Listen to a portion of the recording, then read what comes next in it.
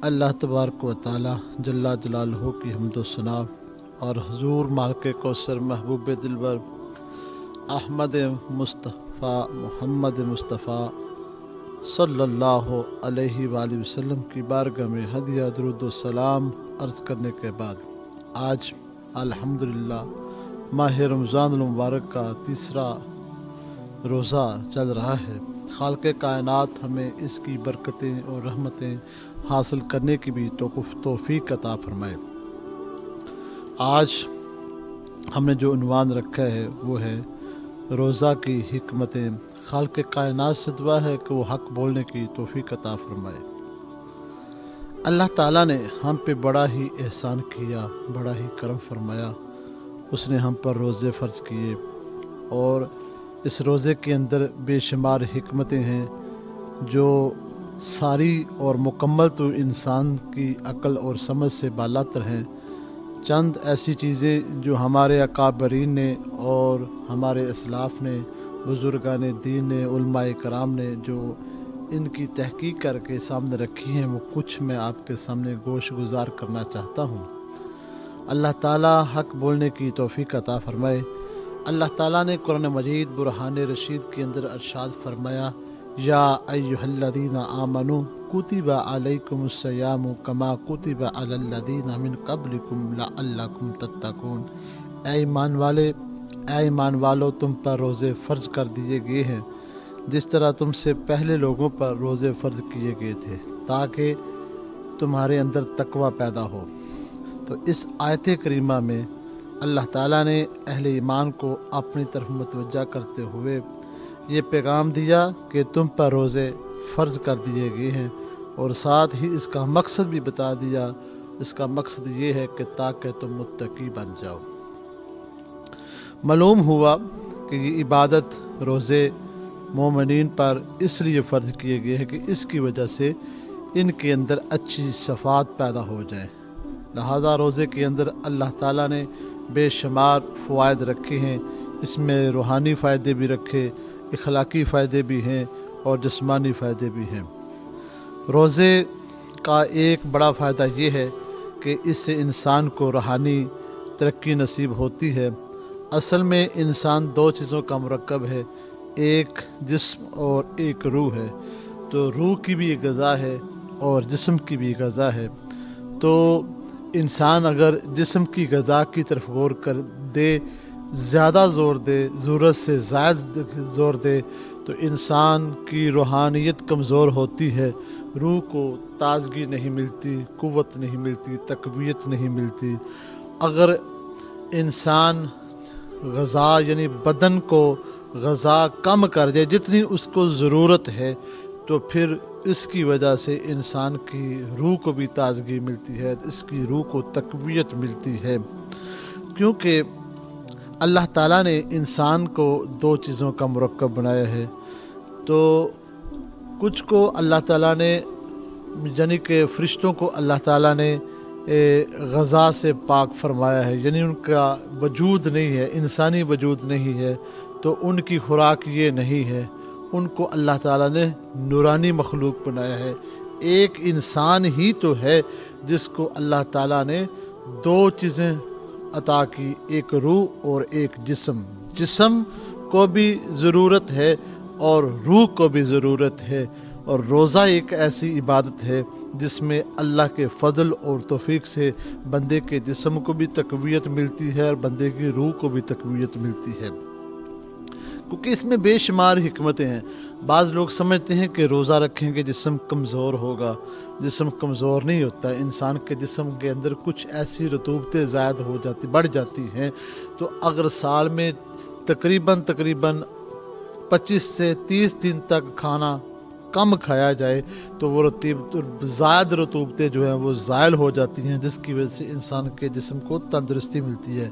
जिसका जिस्म तंदुरुस्त होता है फिर वो अल्लाह की इबादत ज़्यादा करता है। जब वो ज़्यादा इबादत करेगा तो अल्लाह ताला के फ़ज़ल और तौफ़ीक़ से उसकी रूह को भी तक़वियत मिलेगी, रूह को ग़ज़ा मिलेगी। रूह की ग़ज़ा अल्लाह की इबादत है और जिस्म की ग़ज़ा जो है ये मादी चीज़ें हैं। तो روزے کا جو مقصد یہی ہے کہ نفس کو بھوکا رکھا جائے تاکہ اس کی حوانیت ختم ہو اور روح کو قوت ملے۔ جب روح کو قوت ملے گی تو اس سے اس کے دل میں خود بخود رقت اور نرمی پیدا ہوگی، مگر اور فکر آخرت اور عبادت کا ذوق اور شوق بڑھتا رہے گا۔ قرآن پاک کی تلاوت، ذکر و اذکار کی کثرت کی وجہ سے اس پر انوار تجلیات بڑھتی رہیں گی۔ اللہ کی طرف سے اس کی روحانی ترقی میں مزید اضافہ ہوتا رہے گا اور اسے اللہ تعالیٰ کی معرفت اور اللہ تعالیٰ کا قرب بھی حاصل ہو جاتا ہے۔ تو آج انسان سمجھتا ہے کہ میں بھوکا رہوں گا شاید مجھے میرا نقصان ہوگا۔ نہیں، ایسی بات نہیں۔ بھوکا رہنے سے انسان کے جسم کو قوت ملتی ہے۔ مثلاً کہ بعض معدے والے بندے ہوتے ہیں، وہ بیمار ہوتے ہیں، تو اس معدے کو بھوکا رکھا جائے تو معدے کو ایٹومیٹک ہی طبی طور پر اللہ تعالیٰ شفا عطا فرما دیتے ہیں۔ کئی ایسی بیماری ہیں جو بھوکا رہنے سے بندے کو ٹھیک ہوتا ہے بندہ۔ اب دیکھیے نا، بعض لوگ ہمارے معاشرے میں آج کل طرح طرح کی بیماریاں آ گئی ہیں۔ بلڈ پریشر کا مسئلہ ہے، شوگر کا مسئلہ ہے۔ اب جس کو بلڈ پریشر کا مسئلہ ہے وہ کس وجہ سے ہے کہ وہ نمک زیادہ استعمال کر رہا ہے اور یعنی کہ زیادہ کھا رہا ہے، اس کی وجہ سے۔ تو اگر ڈاکٹر یہ بالکل بند نہیں کرتے، ڈاکٹر کہتے ہیں کہ وہ کم استعمال کرے۔ اس طرح جس بندے کو شوگر ہے، اس کی شوگر بڑھ جاتی ہے، یعنی کہ میٹھا وہ زیادہ استعمال کر رہا ہے، اس کا کم کیا جائے۔ یعنی کہ زیادہ کھانے کی وجہ سے پرابلمیں آ رہی ہیں، تو اللہ تعالیٰ نے روزے فرض کیے اور اس سے تقویٰ بھی نصیب ہو رہا ہے اور جسم کو شفا بھی مل رہی ہے، اور بھوک کی فضیلت ہی بے شمار ہے۔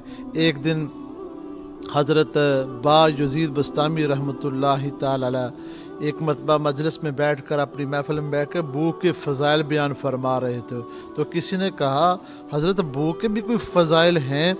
تو فرمایا ہاں، بھوک کے بھی فضائل ہیں۔ آپ نے فرمایا اگر فرعون کو بھوک ملتی وہ کبھی بھی خدائی دعویٰ نہ کرتا، اس نے خدائی دعویٰ کیا ہی اس لیے تھا کہ اس کا پیٹ ہر وقت بھرا رہتا تھا، وہ اپنی اوقات ہی بھول گیا۔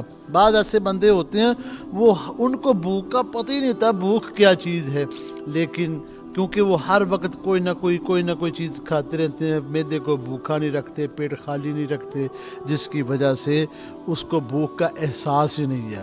فرعون کو بھوک کا احساس ہی نہیں تھا، وہ ہر وقت کھاتا پیتا رہتا تھا اور اس نے خدائی دعویٰ کیا۔ تو با یزید بستامی رحمۃ اللہ تعالی علیہ فرمانے لگے کہ بھوک کی بے شمار فضیلت ہے۔ تو کہا بھوک کی بھی کوئی فضیلت ہے؟ تو آپ نے فرمایا اس کی فضیلت اتنی زیادہ ہے، اگر فرعون بھی بھوکا رہتا تو خدائی دعویٰ نہ کرتا۔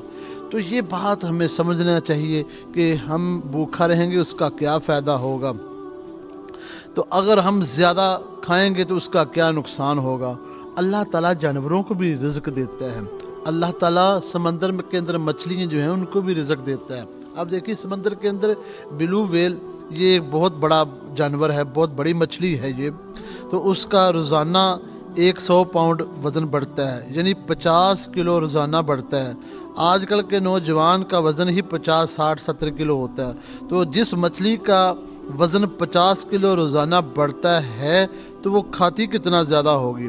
اچھا، مزے کی بات یہ ہے کہ وہ ایسی چیز کھاتی ہے جو ہماری آنکھ دیکھ ہی نہیں سکتی۔ اللہ تبارک و تعالیٰ نے اس کے منہ کے آگے ایک جالی لگائی ہوتی ہے، تو جب وہ مچھلی کے منہ کے اندر پانی آتا ہے نا، تو پانی کے اندر ایسے بیکٹیریا ہوتے ہیں جو جالی کے ذریعے اس کے پیٹ میں چلے جاتے ہیں اور پانی باہر نکل جاتا ہے۔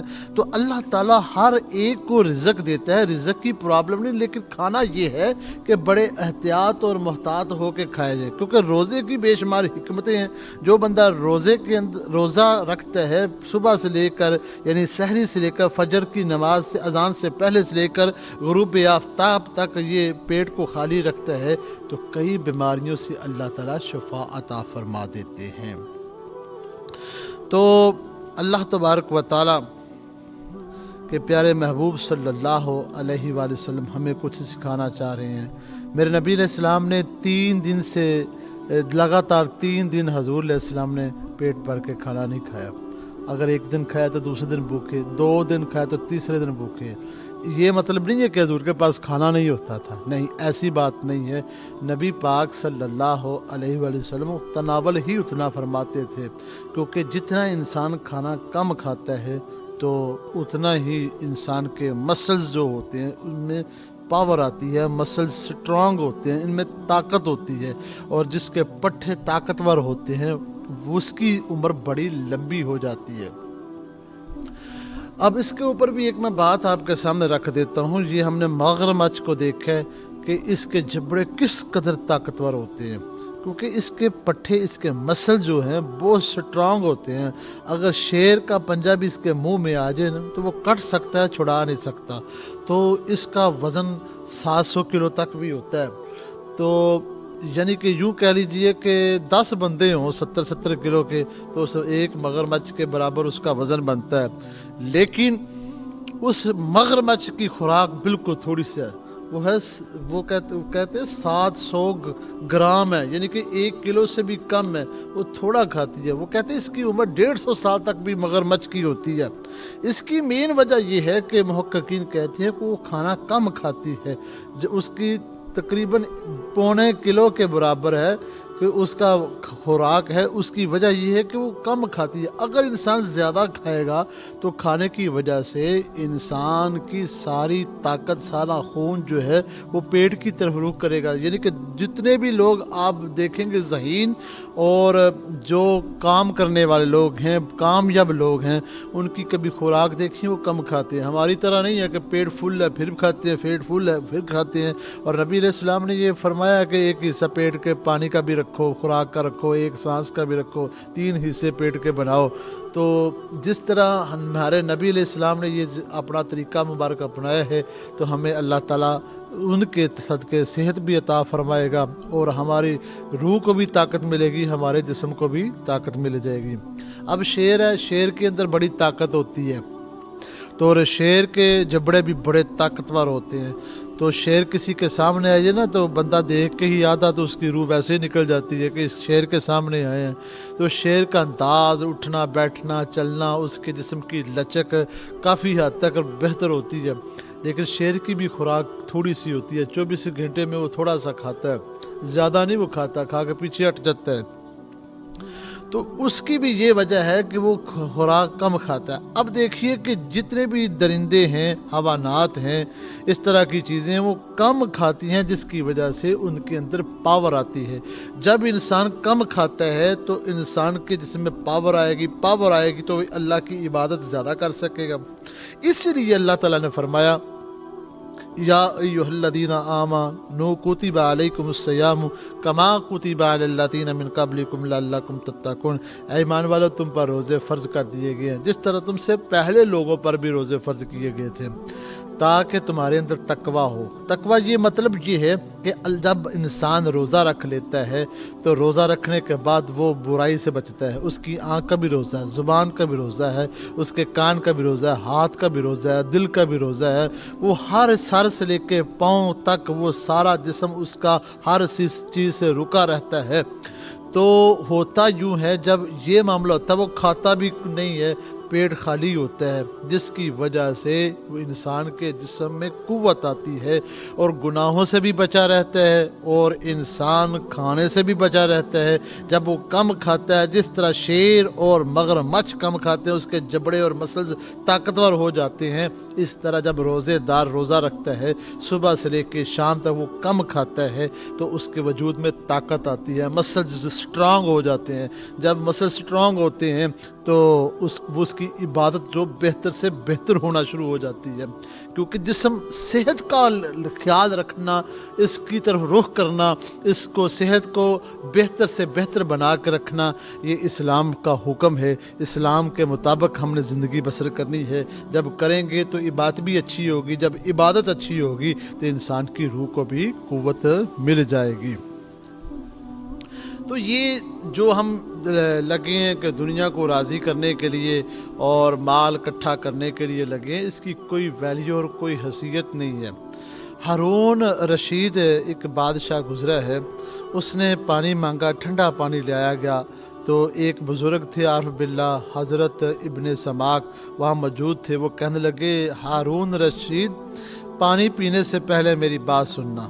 کہا بتائیے. کہنے لگا یہ بتائیں اگر آپ کو سخت پیاس لگی ہو اور برداشت سے باہر ہو اور آپ کا حلق بالکل خشک ہو چکا ہو، پوری روئے زمین میں پانی نہ ہو، اور ایک بندہ ہو وہ پانی کا پیالہ لے کے آئے، تو اس کو کتنی قیمت دے کر آپ اس سے وہ پانی کا پیالہ لیں گے؟ کیونکہ پوری روئے زمین میں پانی نہیں ہے. تو وہ آگے سے ہارون رشید کہنے لگا میں اپنی آدھی سلطنت اس کو دے دوں گا اور پانی کا پیالہ لے لوں گا. اس کی اتنی اہمیت اس نے بتائی. تو ساتھ ہی سوال کیا اگر وہ پانی آپ پیتے ہیں اس کے بعد آپ کا پیشاب جو ہے وہ رک جاتا ہے تو کوئی ایسا حکیم کی تلاش کرتے ہیں کسی طرح میرا پیشاب جو ہے اس کو خارج کرے، کیونکہ جب انسان کا پیشاب رکتا ہے تو وہ مچھلی کی طرح تڑپتا رہتا ہے. تو جب اس نے یہ سوال کیا اس ابن سماک نے کہ مجھے بتاؤ ایک بندہ پھر آتا ہے اس کے پاس دوائی ایسی ہے جس کے کھانے کی وجہ سے تیرا پیشاب چل سکتا ہے، اس کو کتنی قیمت دے گا؟ تو وہ کہنے لگا پھر آدھی سلطنت اس کو دے دوں گا. وہ کہنے لگے اللہ کے بندے یہی تو بات میں سمجھانا چاہ رہا ہوں کہ ایک پیالہ پانی کا ہے اس کے بدلے تم آدھی قیمت دے رہے ہو، دوسرا تم اپنے پیشاب کو خارج کرنے کے لیے اپنی جان بچانے کے لیے پھر تم آدھی سلطنت دے رہے ہو. تمہاری سلطنت جو ہے مکمل طور پر تو ایک پیالے کے پانی کی سامنے کچھ بھی نہیں ہے. تو انسان جتنا مرضی دنیا کے پیچھے بھاگے کچھ حاصل نہیں ہو سکتا. جب انسان اس رازق کے پیچھے بھاگے گا تو اللہ تعالیٰ بھاگنے بھی نہیں دے گا. بندہ ایک قدم چلے گا تو اللہ جو ہے بندہ ایک بالشت چلے گا تو اللہ تعالیٰ اس کی طرف ایک گھس جائے گا. اگر بندہ اللہ کی طرف چل کے جائے گا اللہ دوڑ کے اس بندے کی طرف اللہ کی رحمت آئے گی. اللہ تعالیٰ تو کہتے ہیں میری طرف آ، تم میری طرف رخ کر. جب تو میری طرف رخ کرے گا پھر تجھے کسی اور کی طرف رخ کرنے کی ضرورت ہی نہیں پڑے گی. تو اللہ تعالیٰ کے محبوب صلی اللہ علیہ وآلہ وسلم نے ہماری ہر لحاظ سے رہنمائی فرمائی، صحت کے لحاظ سے بھی رہنمائی فرمائی. کتابوں میں لکھا ہے کہ ہارون رشید کے دربار میں ایک بہت ہی بڑا تجربہ کار عیسائی ڈاکٹر تھا. اس نے ایک عالم علی بن حسین بن واقد رحمۃ اللہ تعالی سے سوال کیا کہ آپ کی کتاب قرآن مجید میں تو علم طب کے بارے میں کوئی بات ہی نہیں، حالانکہ علم دو ہیں، ایک ہے علم ابدان اور ہے علم ادیان. علی بن حسین نے جواب دیا علم طب تو اللہ نے آدھی آیت میں ہی بیان فرما دی ہے. اس عیسائی ڈاکٹر نے حیران ہو کر پوچھا کہ وہ کیسے؟ تو انہوں نے جواب دیا اللہ تعالیٰ نے قرآن مجید میں فرمایا وَقُلُوا وَاشْرَبُوا وَلَا تُسْرِفُوا، تم کھاؤ پیو اور اسراف نہ کرو، یعنی اوور ایٹ نہ کرو، یعنی کہ بہت اتنا نہ کھاؤ، زیادہ سے زیادہ نہ کھاؤ. جب یہ بات کہی یہ بہترین اصول ہے تو یہ بہترین صحت ہے تو وہ حیران ہو گیا. اس نے کہا یہ تو بہترین ایک اصول آپ نے بیان فرما دیا. کہنے لگا پھر آپ نے کہ نبی حضرت محمد مصطفیٰ صلی اللہ علیہ وسلم کی کوئی ایسی بات نہیں ملتی جس کے اندر کوئی طب والی کوئی بات ہو؟ تو آپ نے فرمایا یہ بھی کوئی بات پوچھنے والی ہے. ہمارے آقا حضرت محمد مصطفیٰ صلی اللہ علیہ وآلہ وسلم نے اچھا فرمایا آدمی نے پیٹ سے زیادہ برا برتن کوئی نہیں ہے، آدمی نے کہ پیٹ سے بڑا کوئی برا برتن نہیں ہے. انسان کی زندگی کے لیے چند لقمے روٹی کے کافی ہوتے ہیں جو کمر کو سیدھا رکھ سکیں. اگر پھر بھی ضرورت ہو تو پیٹ کے 3 حصے کر لیے جائیں، ایک حصہ کھانے کے لیے، ایک حصہ پانی کے لیے اور ایک حصہ سانس کے لیے کر لینا چاہیے. وہ جو ڈاکٹر تھا عیسائی بڑا تجربہ کار تھا، وہ کہنے لگا واہ صدقے جائیے آپ کے نبی نے تو ایسا علم عطا فرمایا ہے کہ آنے والے کوئی سی حکیم کے لیے کوئی ایسی چیز پیچھے چھوڑی نہیں ہے کہ وہ بھی بیان کر سکے.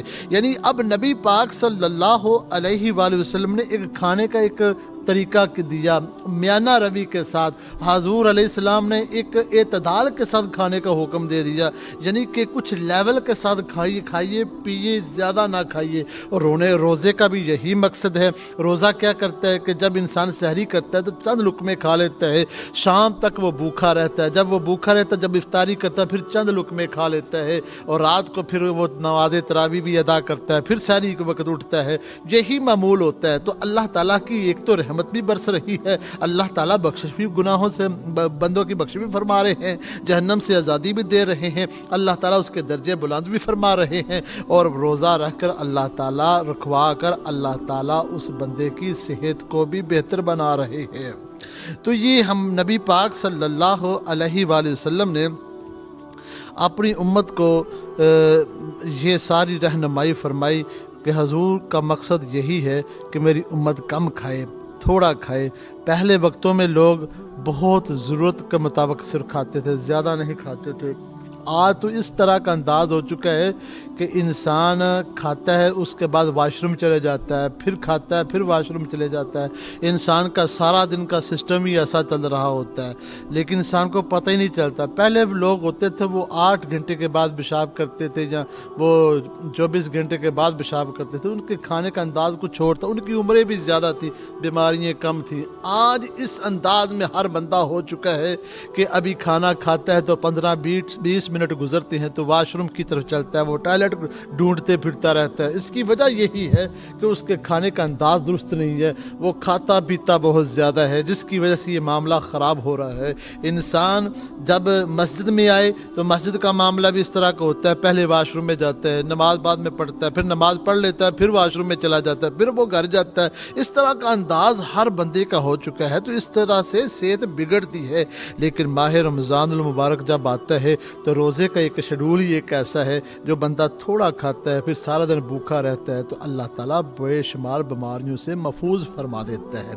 اس وقت سائنسدانوں کا بھی ایک تجربہ ہے اور ان کی ایک تحقیق ہے، وہ کہتے ہیں کہ سال کے اندر 25 سے تقریباً 30 دن لوگ اگر بھوکے اور پیاسے رہیں تو اللہ تعالیٰ بڑی بڑی میجر بیماریوں سے بھی محفوظ فرما دیتے ہیں۔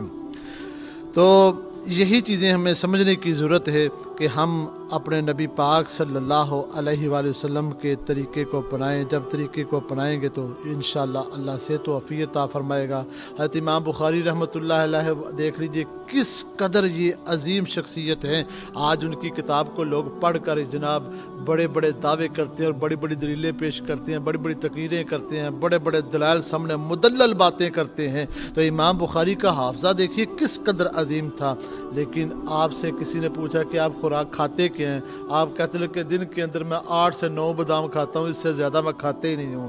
اور ایک روایت یہ بھی ملتی ہے کہ آپ کسی وقت بیمار ہو گئے تو حکیم کے پاس گئے تو حکیم نے نبض دیکھی، نبض دیکھنے کے بعد وہ حکیم کہنے لگے کہ ان کو تو 15 سال ہو گئے، انہوں نے تو سالن استعمال نہیں کیا، نمک مرچ استعمال نہیں کیا۔ جو ساتھ لے کر گئے تھے امام صاحب کو وہ کہنے لگے حضور واقعی اس طرح کا معاملہ ہے؟ تو امام بخاری رحمۃ اللہ علیہ کہنے لگے ہاں یار اسی طرح کا۔ آپ کھاتے کیا؟ کہتے ہیں کہ بس 16 سے 15 جو 15 سے 16 اس طرح کے بادام میں ہر روز کھا لیتا تھا، یار میرے پاس اتنا وقت نہیں ہوتا تھا کہ میں کھانا کھا سکوں، میں بادام کھا کے 15-16 سال ہو گئے میرے اس طرح گزر رہے ہیں۔ اب دیکھیے اس قدر عظیم حافظہ خوراک کیا ہے، صرف چند معیاری خوراک کھاتے تھے۔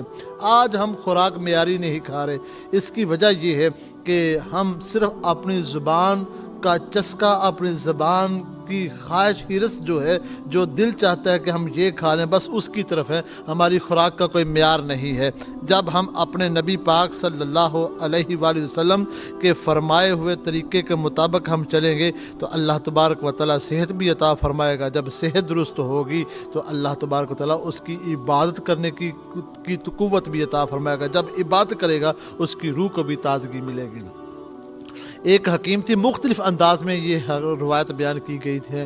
ایک حکیم تھا، وہ مدینہ شریف آیا، اس نے آ کے دکان کھولی، یعنی دوا خانہ کھول لیا یا شفا خانہ سمجھ لیجیے وہ کھول لیا، اور تقریباً 9 سال وہاں پہ رہا۔ 9 سال رہنے کے بعد نبی پاک صلی اللہ علیہ وآلہ وسلم کی بارگاہ میں آیا، آگے کہنے لگا یا رسول اللہ صلی اللہ علیہ وآلہ وسلم مجھے چھٹی دے دیجیے، میں تو جانے لگا ہوں۔ آپ نے فرمایا وجہ کیا، کیوں جا رہے ہو؟ عرض کی یا رسول اللہ میں تو نے تو سنا تھا کہ مدینہ کہ آپ کے بے شمار غلام ہیں، ان کا میں بہتر انداز میں علاج معالجہ کروں گا تو میرا کاروبار ٹھیک ٹھاک چل جائے گا، آپ کا کوئی صحابی بیمار ہی نہیں ہوتا؟ تو میرے آقا حضرت محمد مصطفیٰ صلی اللہ علیہ وآلہ وسلم نے ارشاد فرمایا اس کی مین وجہ ہے کہ میرے صحابہ جو ہیں یہ میری تعلیم حاصل کر کے عمل کرتے ہیں، ان کا طریقہ کار یہ ہے جب ان کو اچھی طرح بھوک لگتی ہے پھر کھانا کھاتے ہیں، جب ابھی کبھی کھا رہے ہوتے ہیں، پھر کچھ بھوک ہوتی ہے تو وہ چھوڑ دیتے ہیں۔ جو بندہ اس طرح کا طریقہ اپنا لیتا ہے اللہ تعالیٰ اس کو بیماری سے محفوظ فرما دیتا ہے۔ اب ماہ رمضان المبارک گزر رہا ہے، تو ماہ رمضان المبارک کے اندر روزہ رکھتے ہیں لوگ۔ بعض لوگ ہوتے ہیں وہ کہتے ہیں بھائی میری طبیعت خراب، میں روزہ نہیں رکھ سکتا۔ تو روزہ جو ہے بندے کو صحت دیتا ہے۔ حضور علیہ السلام نے فرمایا سومو تصوحو، روزہ رکھو اور صحت پاؤ۔ اب ہمارے تجزیے، ہمارے فارمولے، ہماری سرچ ایک طرف اور مصطفیٰ کا فرمان ایک طرف، ہم لاکھ محنت کر کے بھی وہاں نہیں پہنچ سکتے جہاں پر حضور علیہ السلام کے قدم مبارک کی شان مبارک ہے، کیونکہ حضور کا ہر عمل وحی خدا کے مطابق ہے، اللہ کی وحی کے مطابق ہے، اور اللہ کے حکم کے مطابق ہے، وحی کے مطابق ہے۔ تو جو حضور علیہ السلام کا پھر پتہ چلا کہ اپنا حضور کا فعل نہیں ہے، اس فعل کو، اس قول کو، اس طریقے کو بنانے والا ہے تو وہ خدا کی ذات ہے۔ تو حضور علیہ السلام کے طریقے کا جو کنیکشن ملتا ہے وہ خدا کی ذات کے ساتھ ملتا ہے۔ تو مصطفیٰ جان رحمت صلی اللہ علیہ وآلہ وسلم کی طب مبارک یہ کہتی ہے کہ انسان روزہ رکھے گا تو صحت ملے گی۔ روزے کی بے شمار حکمتیں ہیں، ان میں سے ایک حکمت یہ ہے کہ روزہ رکھو گے تو صحت پاؤ گے، روزہ رکھو گے صحت ملے گی، تو اللہ کی عبادت اچھی ہوگی۔ جب عبادت اچھی ہوگی روح کو تازگی ملے گی، روح کو قوت ملے گی، تو انسان کی روحانی طاقت بھی بڑھ جائے گی اور جسمانی طاقت بھی بڑھ جائے گی۔ یہ چند حکمتیں تھیں کہ روزے کی جو میں نے آپ کے سامنے رکھی ہیں۔ اگر میں ساری وضاحتیں بیان کرتا جاؤں تو پھر تو کئی گھنٹے لگ جائیں گے، بس مختصر کے ساتھ میں عرض کروں گا کہ کوئی بندہ بھی روزہ نہ چھوڑیں۔ روزے کو یہ نہ بات بنائے کہ میری طبیعت ٹھیک نہیں ہے، بس یہ رکھے کہ طبیعت نہیں ٹھیک، نیت کر لیں۔ میرے مصطفیٰ نے فرمایا روزہ رکھو اور صحت پاؤ۔ جب نیت کریں گے صحت کے لیے بھی اور خدا کی رضا کے لیے بھی، اللہ صحت بھی عطا فرما دے گا اور اپنی رضا بھی عطا فرما دے گا۔ وآخر دعوانا ان الحمد للہ رب العالمین۔